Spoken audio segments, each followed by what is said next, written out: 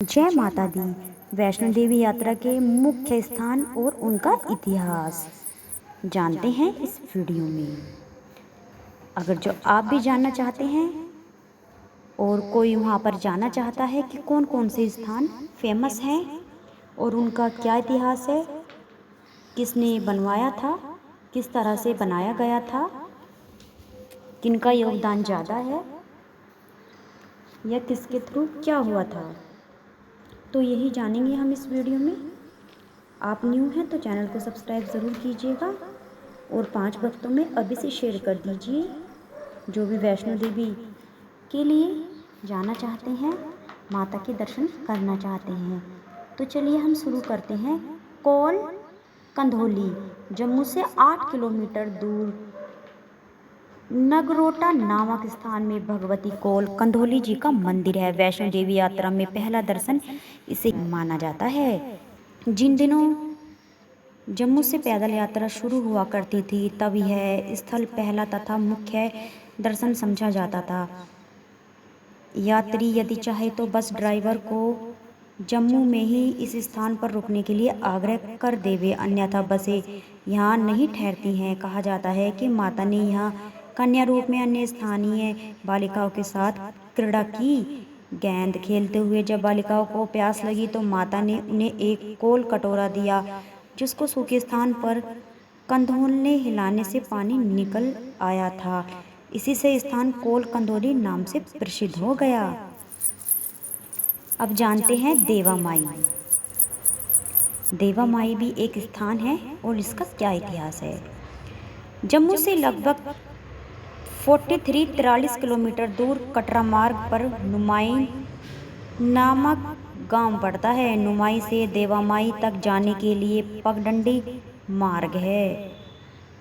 इस स्थान को वैष्णो देवी यात्रा में दूसरा स्थान कहा गया है। यहाँ पर माता की मूर्ति के अतिरिक्त छोटा त्रिशूल भी है। जिन दिनों पैदल यात्रा होती थी उन दिनों देवा माई में बहुत चहल पहल रहती थी। अब तो बहुत कम यात्री देवा माई तक जा पाते हैं।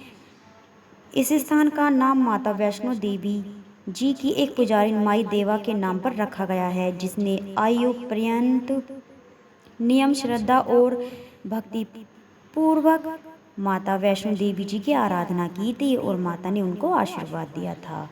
अब जानते हैं कटरा। यह तो फेमस ही नाम है।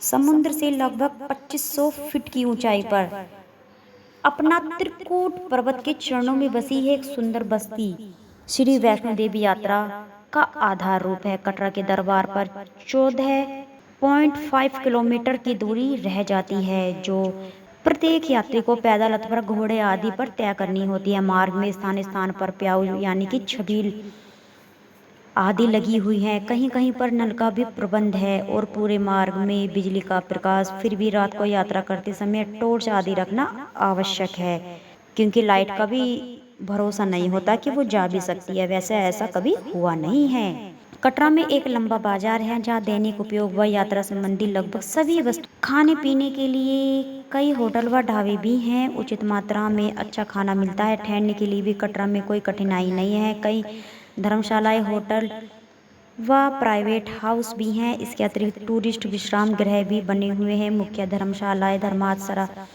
और श्री पुरुषोत्तम देवी धर्मास ट्रस्ट वालों की धर्मशाला, चिंतामणि ट्रस्ट दिल्ली वालों की सराय, श्रीधर सभा सराय टूरिस्ट रिसेप्शन सेंटर में अतिरिक्त सामान, क्लॉक रूम, अमानती सामान घर में जमा किया जा सकता है। कटरा में रघुनाथ मंदिर व चिंतामणि मंदिर भी दर्शनीय है। आप यहाँ पे भी दर्शन कर सकते हैं रघुनाथ मंदिर और चिंतामणि मंदिर में। नंबर आता है भूमिका मंदिर का। यह स्थान कौन सा है और कौन सा मंदिर है। कटरा से लगभग 2 मील दूर पैंथल जाने वाली सड़क पर यह ऐतिहासिक मंदिर है। इसी स्थान से माता वैष्णो देवी की कलयुगी की कहानी की विशेष भूमिका बनती है। कहा जाता है कि लगभग 1700 वर्ष पूर्व यहीं पर पंडित जी बाबा श्रीधर जी को देवी के रूप में साक्षात दर्शन हुए थे। जैसा कि पहले पृष्ठों में बताया गया है कि दिव्या कन्या ने अपने दिव्य कमंडल से नाथों को भंडारा कराया था। जो आपने कहानी में जाना था, माता जी की कथा में जाना था, वही यहाँ पर 2 लाइनें आपके लिए शेयर कर रही हूँ। और भैरवनाथ जी के अभद्र व्यवहार की चेष्टा पर अंतर्ध्यान हो गई थी, क्योंकि उन्होंने गलत व्यवहार करना चाहा था, क्योंकि वे सोच रहे थे ये दिव्या कन्या कौन है, जानने के इच्छुक थे। फिर आते हैं दर्शनी दरवाजा। यह भी बहुत ज़्यादा फेमस है। दर्शनी दरवाजा दिव्य कन्या भंडारे वाले स्थान से लोप होकर इस दर्शनी दरवाजा नामक स्थान से होकर ही त्रिकूट पर्वत की ओर गई थी। इसकी स्मृति में यह स्थान बना हुआ है। त्रिकूट पर्वत का सबसे पहला दर्शन यहीं से होता है, इसी कारण इसका नाम दर्शनी दरवाजा है। कटरा से यह स्थान लगभग 1 किलोमीटर की दूरी पर है सिर्फ। अब जानते हैं बाणगंगा।